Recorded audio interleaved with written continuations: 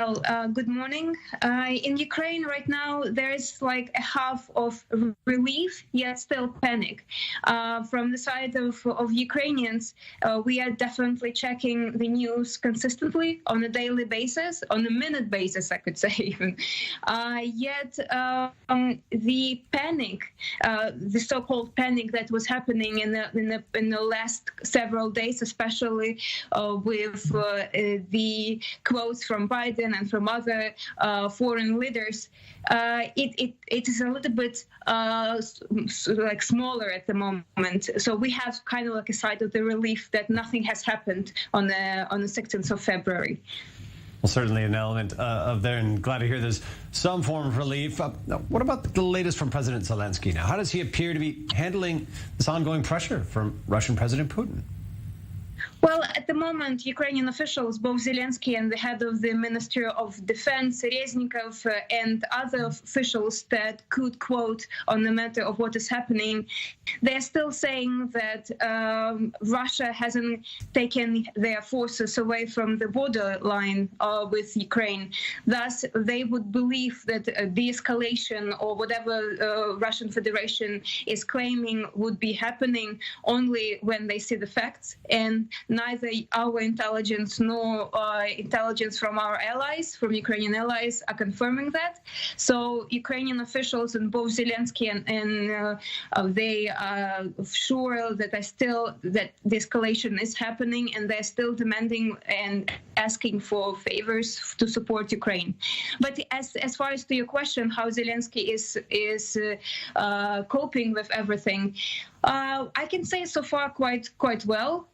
He is trying to communicate with the foreign leaders, trying to establish what kind of support foreign allies could bring to Ukraine, and also he's trying to do this flash mob as to Ukrainian unity and for Ukrainians and for foreigners to support Ukraine. So he is doing quite well so far from the perspective of the Ukrainians.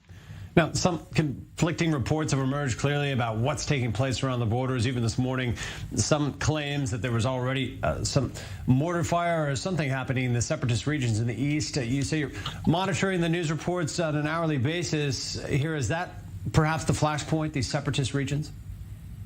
Yes, from the work that I'm doing as well, and from the sources that I have, we also hear some information that in the occupied territories there is an increase of military weapons, and there is an increase of pressure to join the so-called armies in the occupied territories, and it seems that something is being planned and happening there.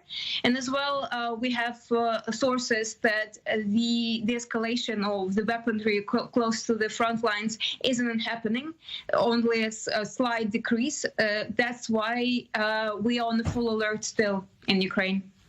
And now I understand that NATO membership is something enshrined in the Constitution in Ukraine, or at least getting closer to NATO. So far, though, how are people feeling there in terms of how NATO has been standing behind Ukraine in this moment? Is there more support that the country truly would want to see?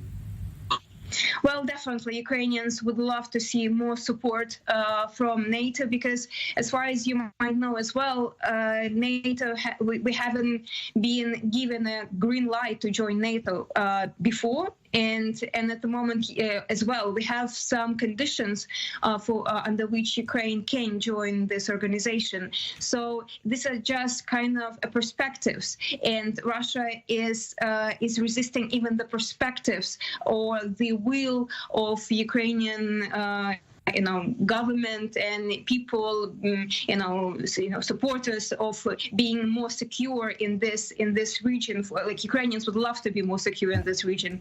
So these even desires Russia are being, restrictive of. So at the moment, predominantly the polls that were conducted are saying that Ukrainians would love to feel more safe, and if that would mean that we would need to join NATO, or we need to request some, support from our allies, Ukrainian allies, then that's what we are choosing, because Ukrainians would love to feel more safe in this region. Well,